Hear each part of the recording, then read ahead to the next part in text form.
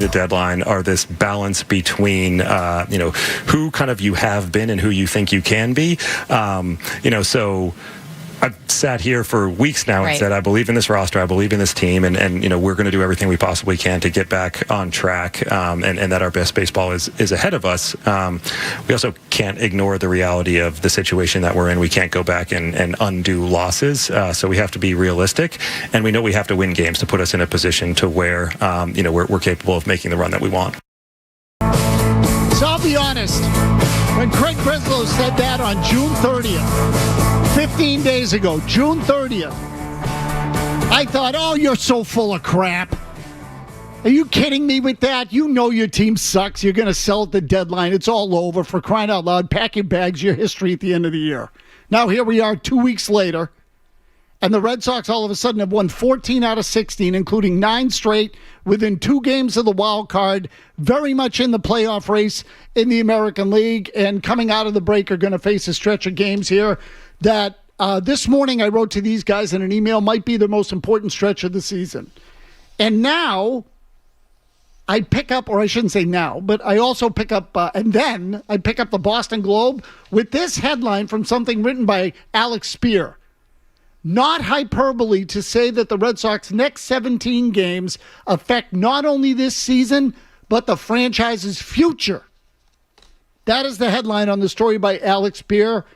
Typically excellent work by Alex over at the Boston Globe. So that's my question to you, Jared Carabas, who is presented by Blue Moon Belgian White, served with its iconic orange slice ritual.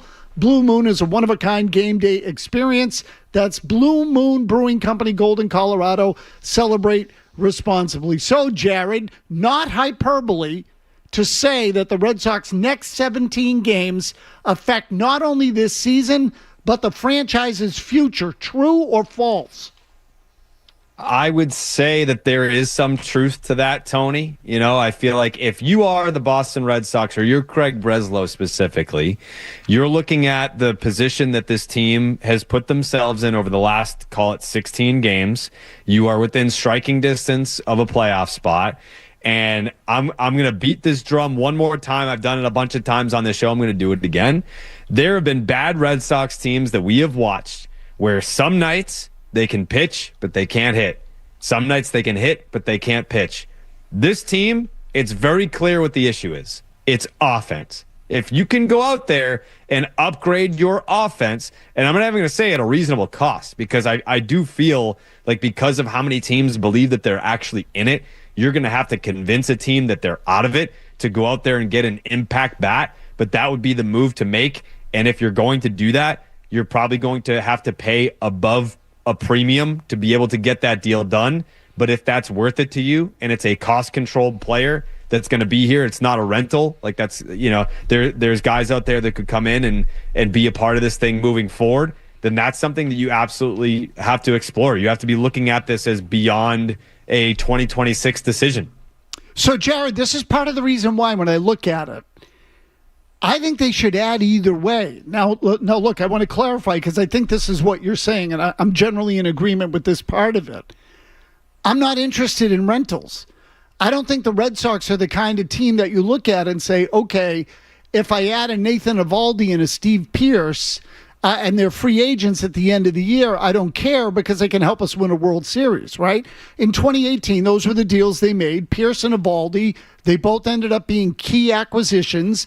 Eovaldi was terrific for them in the postseason. Pearce was the MVP of the World Series. Now, they ended up re-signing those guys. But the point being is that, they were willing to go into the market for rentals because they knew that they were the best team in baseball and could win a World Series. I'm not making those deals now. I'm not interested in a guy who's going to be with them for, 2 months and then become a free agent and is gone. But if it's a guy who's got some term in his contract that can help him in 2027, would I make the deal now, even if they fall out of the race? My answer is yes. Because I think the free agent market's going to suck, Jared. So, they still need to help the roster for the long term. I mean, I think that's what you're saying. Am I correct? 100%, yeah. And it's a great point for context to add that the free agent class that's coming up sucks. So if you think, the Red Sox, they whiffed on another deadline. That would be 3 consecutive for Craig if he doesn't come through with this one. Then it's like, we'll just make a move at in the offseason to sign a free agent. There's no impact player out there that is going to come in here and be franchise altering the way that a trade could be. So that's how I feel too. Now, when I said to you that the story in the Globe that Alex Spear wrote today, when I mentioned the headline to you, it is not hyperbole to say that the Red Sox next 17 games affect not only this season, but the franchise's future. Your answer was, well, there's some truth to that. Meaning you don't think it's entirely true, I think. So can you explain why? I think it's a little dramatic. I think that it could be franchise altering because if you're talking about, say for example, I mean, you've been around the block, Tony. There was a trade where the Red Sox were talking about including, I think it was like Buchholz and maybe Lester, and it was like Roy Halladay was the deal. It's like, that's franchise altering. Like Roy Halladay's coming in.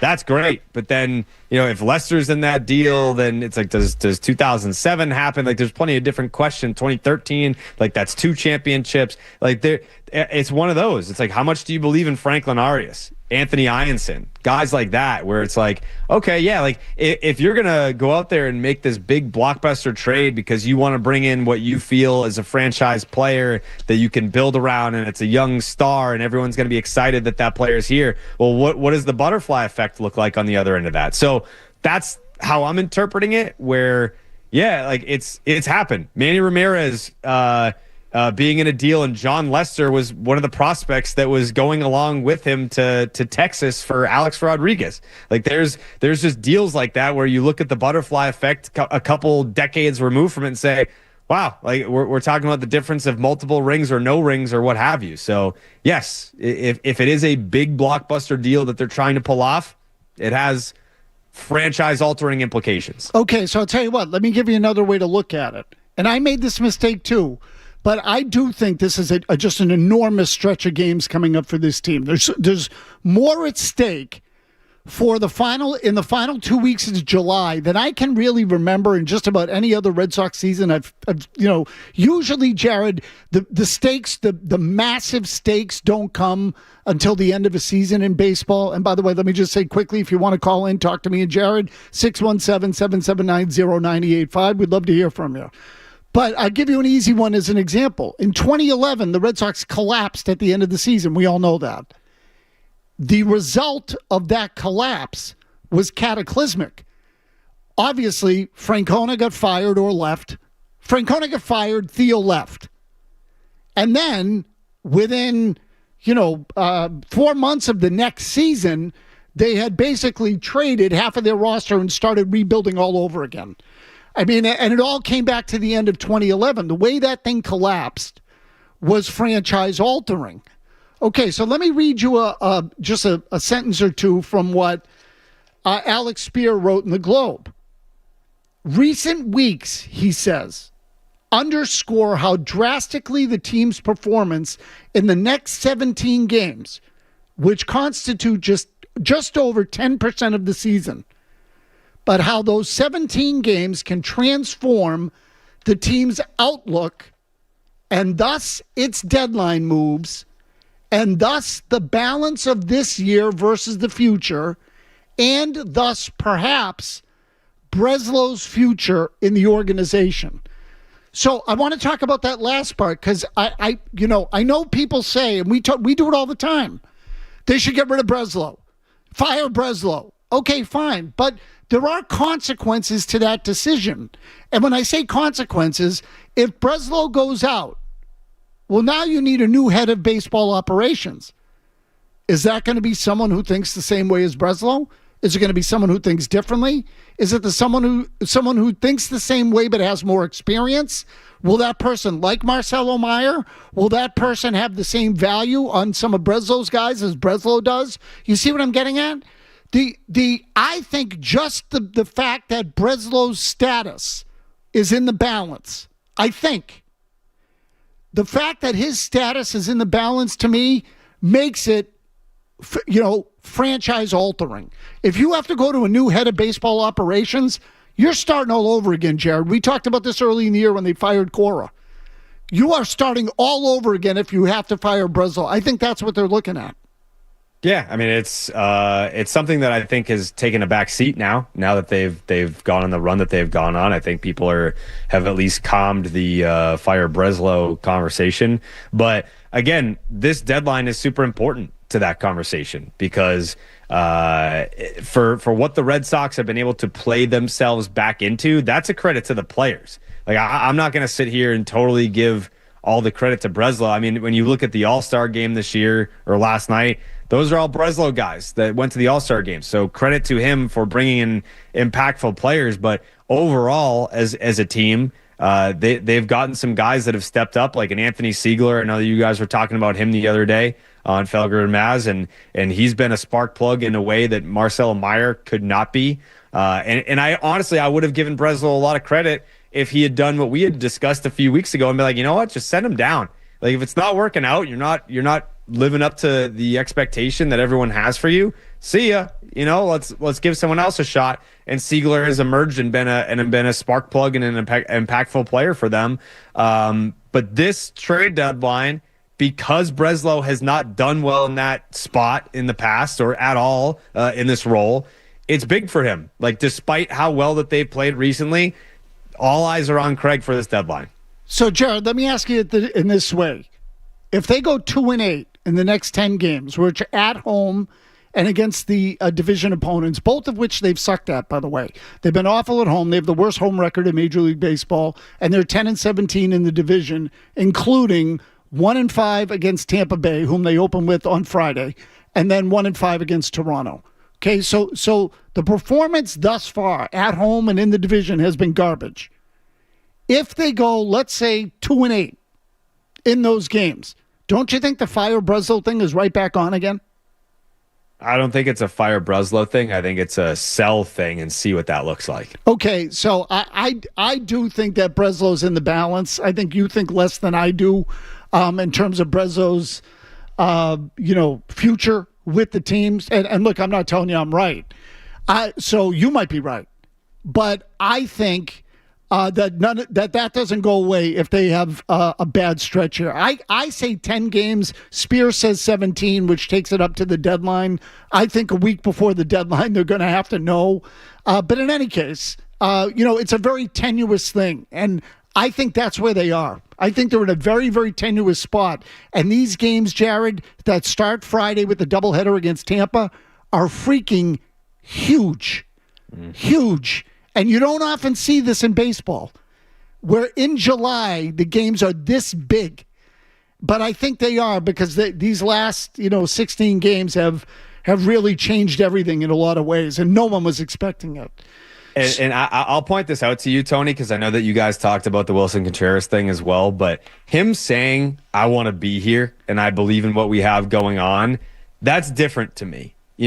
I won't out like the player or like the seasons that the sleuths can't find out what I'm referring to. But there have been years where the Red Sox have not been very good and players have made comments being like, yeah, I agree. Like you think we suck? Like, I agree. Like this team kind of blows. Sure. And I think Wilson Contreras having the season that he's having, and the Red Sox could absolutely capitalize on having a right-handed bat with one of the top OPSs in the sport and cash in on that. And Wilson saying, listen, man, thank you for the life raft. I do not accept. I want to be here. I believe in this. I want to retire here. I love the fan base. I love what we have, what's going on in Boston. I think that it should resonate in that room to have a guy that's won a World Series before, that has 10 years in the big league, say, I want to be here. It's up to me. I could accept a trade elsewhere and get the life raft to a winning organization or have a better shot at a playoff spot, but I want to do that here. That should ring very loudly in that clubhouse. Well, Jared, look, I don't need to tell you. First of all, there haven't been a lot of guys that have done that. Most guys have skipped out lately, including Alex Bregman, who sort of threw up his hands and said, I'm done with you guys, and left. And look, 3 weeks ago, Sonny Gray was basically saying, I'm open to a trade. If someone wants me, this team blows. I'd rather go somewhere and play. I'd be eager. I hope someone asks Gray about that now on Friday when they come back, because I'm curious as to wonder whether or not everything has changed in his mind, or at least what he says in response to that. But Jared's in. A bunch of you are already lined up and want to talk Red Sox and baseball, which says a lot during this time of year with a team that's under 500, but it tells you what the last couple of weeks have done to people. So we'll get to your calls, and we will also I want to play a cut for something Matt McCarthy said last night on the Baseball Hour. I want Jared to hear it and give me his thoughts on that as well. We'll do that when we come back. To Marcelo Meyer, though. I mean, he's the highest pick in the history of the franchise. I mean, from the day he was drafted, he was talked as if, not talked amongst fans, talked really by the team as if he was going to be the next face of the franchise. They really approached a whole 5-year plan with Marcelo Meyer at the center of it. I think that's another reason why you need to move on from him now, Mazz. Like, you just got to quit the Marcelo Meyer thing.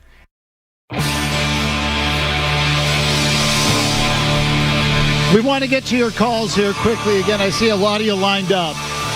But before we do that, I do want to get Jared Kravis's 2 cents on Matt McCarthy's opinion on Marcelo Meyer. He thinks he's a negative influence on Roman Anthony. I'm just paraphrasing here, and that it might be time to move on. Jared, do you have any thought on that? They're 30-40 with him and 16-8 without him. Yep. Yeah, it's not even that I put that on Meyer. I'm a big proponent of Anthony Siegler at this point. Beyond just the statistics, it's the eyeball test. I think that he plays with a lot of passion, whereas, not to say that's a negative, like Meyer, it's just not, he's not the spark plug that Siegler is. Play with the players that got you to this point. Like, if you did not contribute to this run and you were not a part of it in any positive way, then you're going to have to earn your spot back at that. That's how I feel about that. I feel the same way, really. I go with these guys, and that includes, like, Cheng. Really, again, I'm not telling you Cheng is any sort of world beater, but you know what, Jared? They're 8-1 with him as a shortstop, and he hasn't made an error. His at-bats at some key times have been functional. And I know that's not an exciting word, but this is who they are. And put it this way, Cheng's probably not going to hit much, but neither is Meyer. So I'll take. And he doesn't hit the ball hard either. It's not even like he's like a tough luck kind of hitter where it's like, oh, I'm just hitting it hard at the wrong guys. Like, he doesn't hit the ball hard either. So you know what? I'll just take the occasional ability to move a runner or hit a sac fly or maybe even lay down a bunt. I'll take that from Cheng rather than have Meyer in there. I'm with you on that. Let's take a couple of calls here. Fred is in North Carolina. Good, Fred. Hey, Mazz. 2 quick things. The difference this year with the Red Sox and their win streak going into the All-Star break in the last few years is they actually have pitching and defense, which wins championships if they can get that right-handed bat.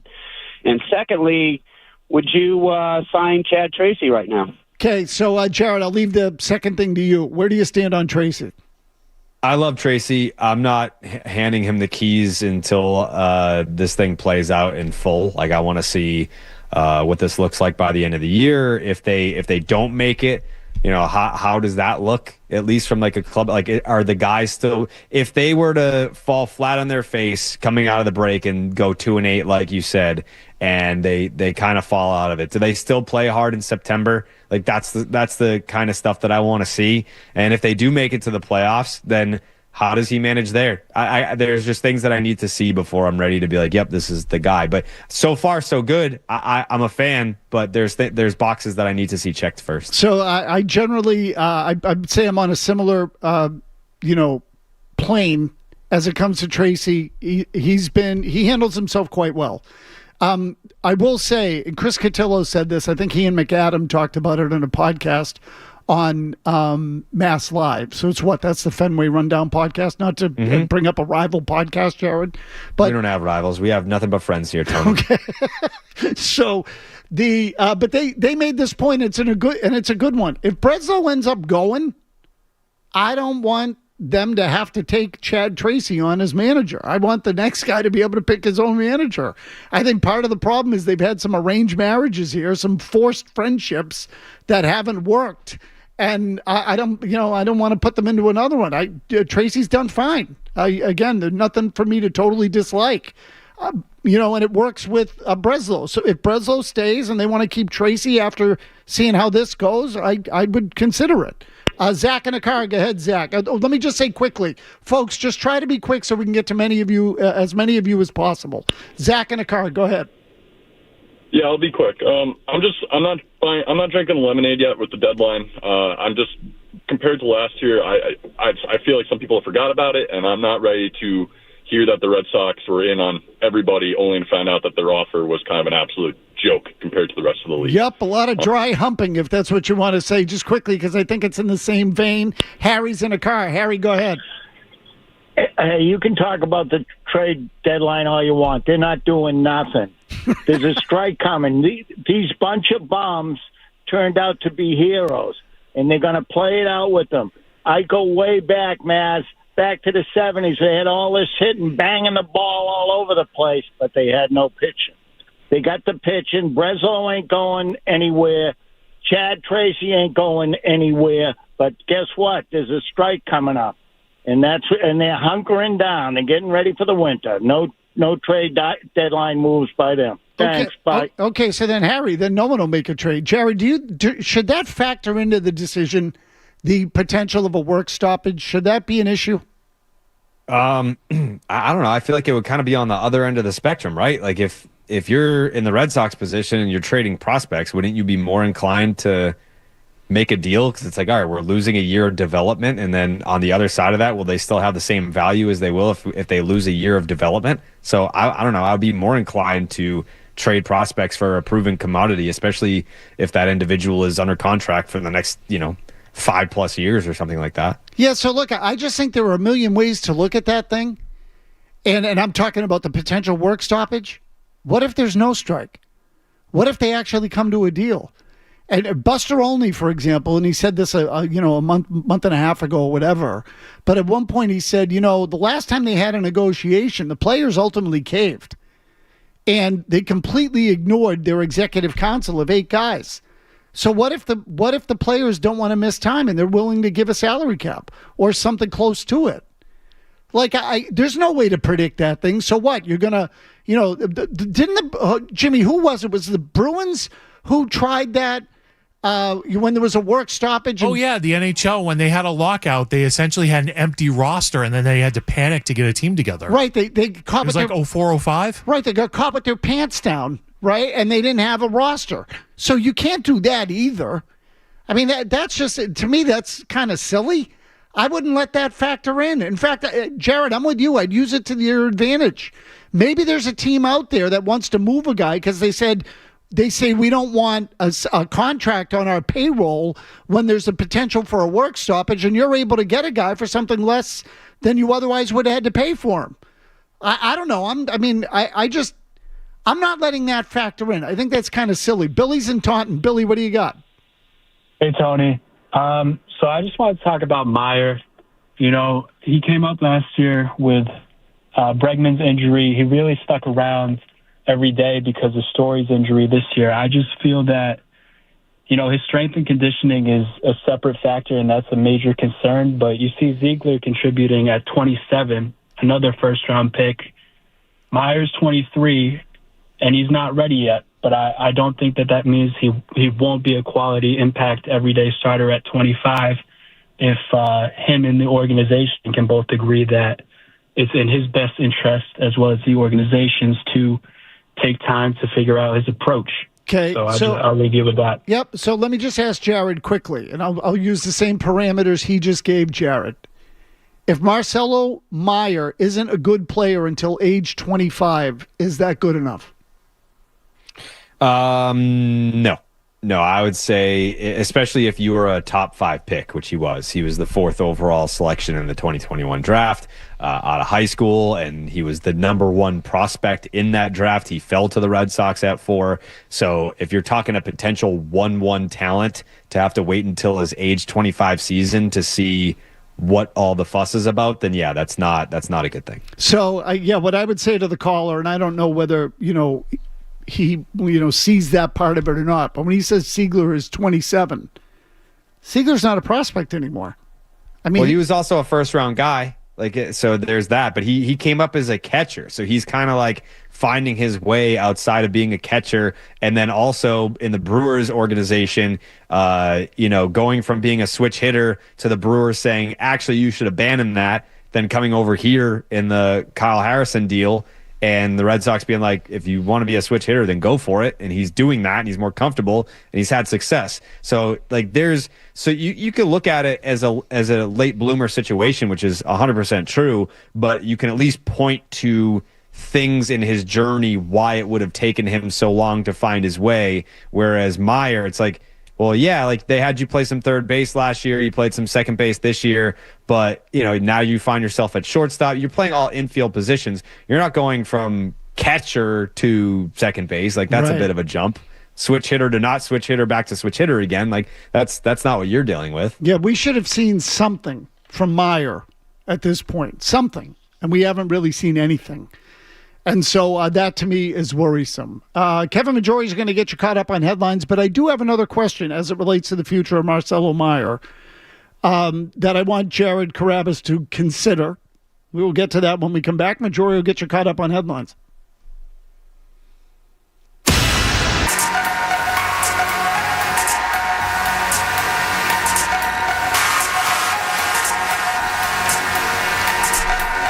All right, let me land the proverbial plane. I have a question for Jared Carrabis, because I've asked you this before, Jared, and I think you've always said you're going to give Marcelo Meyer, a little more time. I've reached the point with Meyer where I'm like, I'd send him back to the minors right now. I don't think that they gain anything by keeping him on the big league roster. And to me, that's all I care about at this point is the big league team. I don't think he's ready to help them, or he's in a spot where he can help them.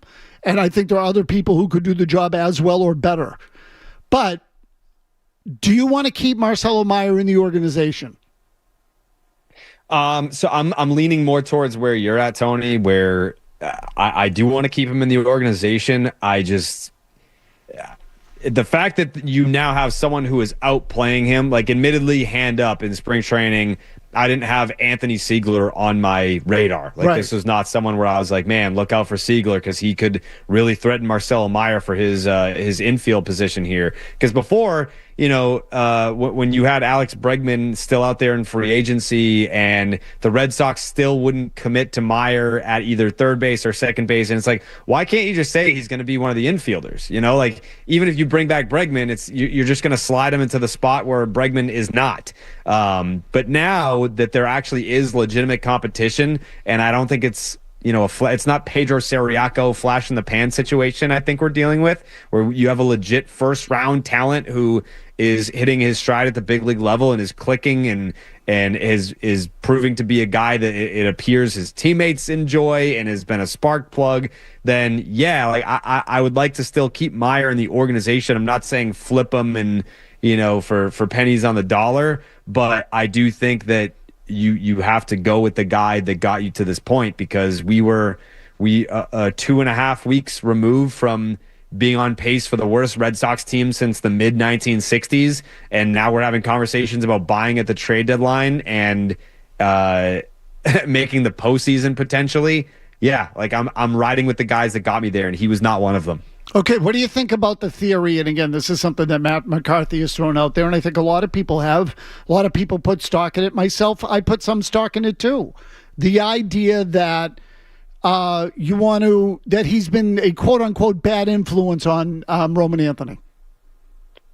I think it's easy to say that because he hasn't had the better big league career to this point. Like who's to say they're not bad influences on each other? Like they're both in their early 20s with big league money that like to go out in Boston. I mean, if they were hitting 300 with a 950 OPS, no one would care that they're going out in Boston. It's just the optics of you're injured, and when you're not injured, you're not performing well, that it's become this storyline around them. And it's like they're the two kids in the back of the class that keep talking and making jokes while they're supposed to be paying attention, so they have to be separated.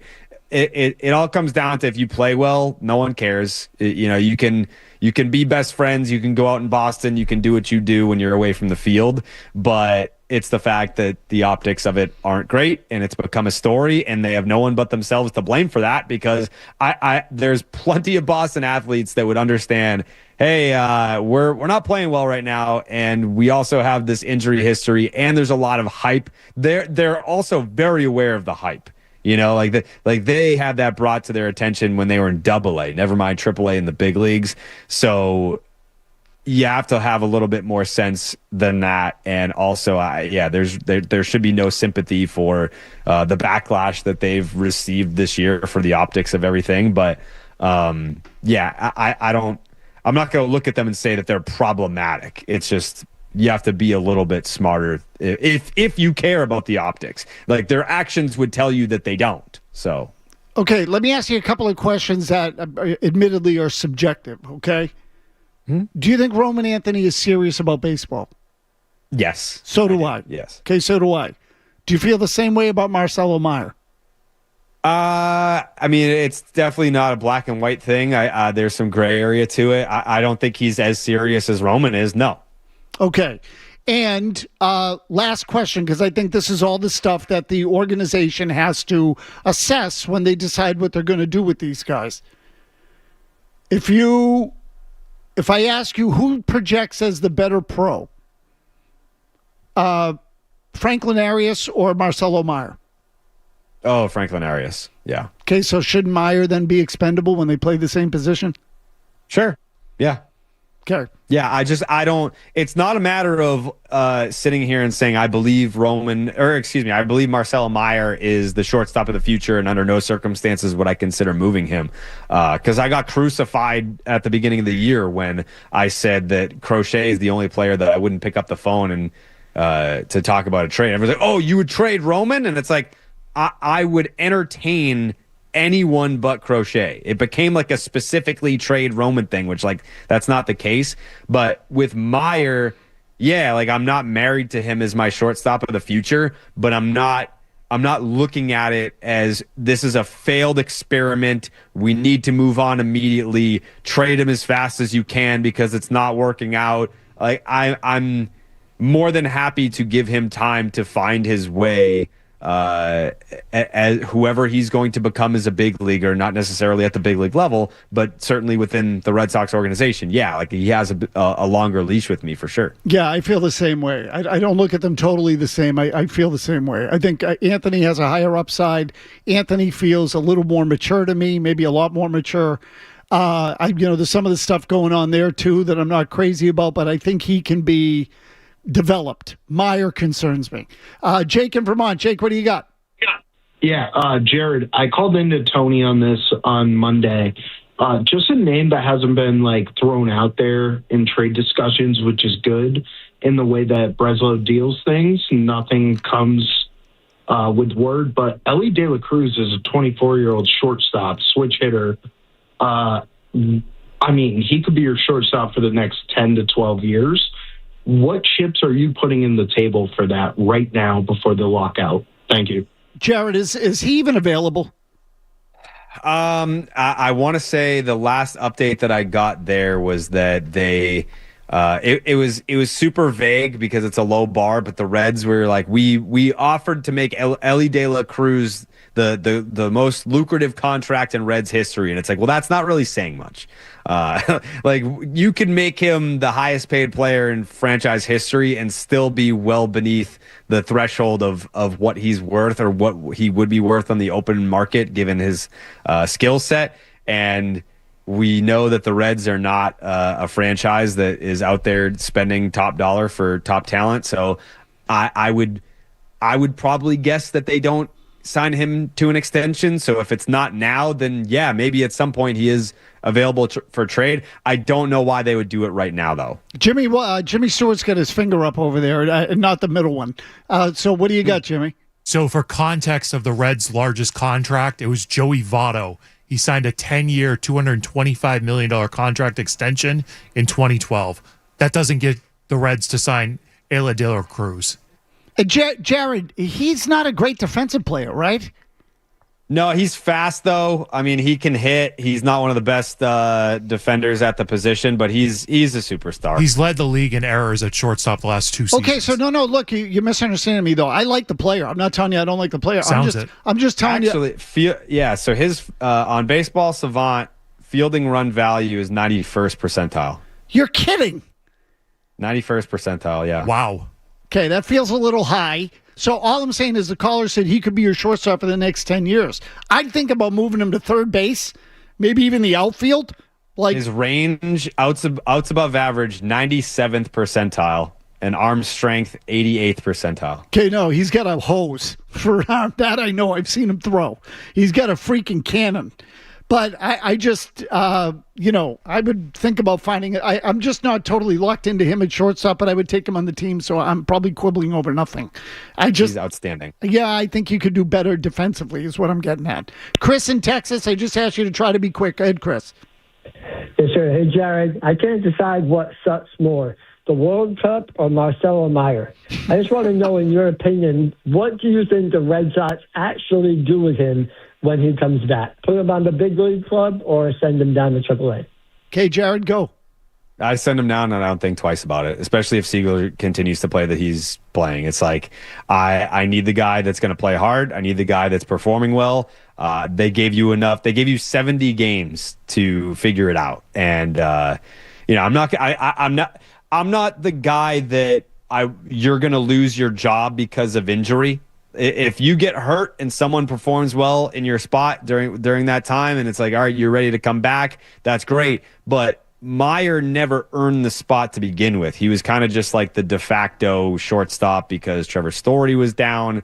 And yeah, man, like you got outplayed. You got outplayed in a very small sample of games. So it is what it is. Jared, do you think they would send him down? Yes. Yeah, I think that you have to. That sends a message, and that's the correct message to send. It's not a punishment. I agree. It's just saying, hey, if you play well, you're going to get rewarded for that. Because what message does that send to the room if you guys this was the 1% of the 1% outcome that the Red Sox would turn the season around with the 29th best offense in baseball? To your point, Tony, the worst home team in baseball, to then go 9-0 on the road to get within a half game of a playoff spot at the All-Star break. Those players should be rewarded for that. And if you weren't a part of it, then you are not promised your spot, especially if prior to your injury, you were not performing whatsoever anyway. And he was actually, it's not even that he was not a standout. He was not performing well. He had that big error or that 2-error game like right before that. He hasn't hit. So yeah, it's not promised. Preach, Jared. Figure it out. Preach. Get him down there. We actually agree. Sean and Marlboro. Sean, go ahead.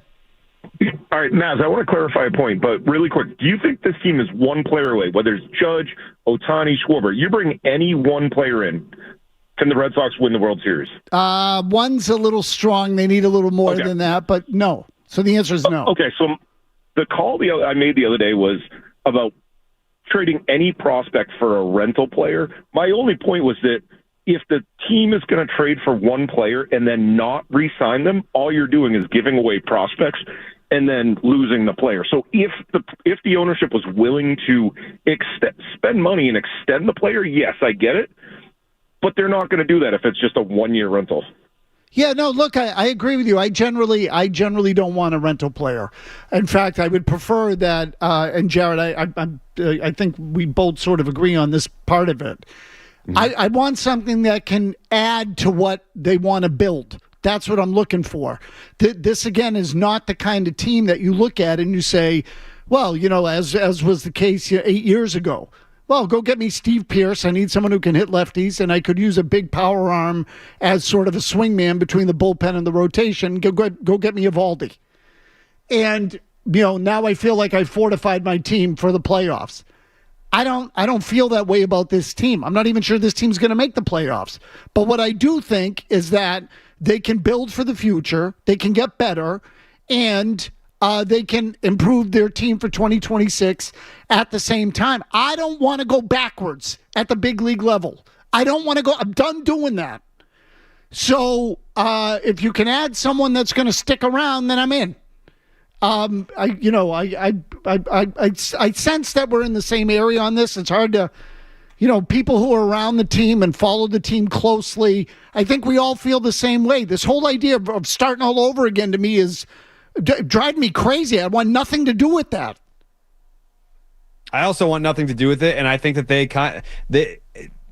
the type of player that I would love to see them go out there and add, I just don't know what the motivation of the other teams would be to the previous callers point about Ellie De La Cruz. It's like, all right, yeah, like sure, let's go trade for Ellie De La Cruz. Would the Reds do that? Probably not. Oh, what about Bobby Wood Jr.? Let's go trade for him. Why would the Royals do that? Like you can't just throw these names out there and it's like, okay, well, why would the other team do that? You have to overpay for that. And are the Red Sox willing, or Craig Breslow, is he willing to be aggressive enough to do that? I don't know.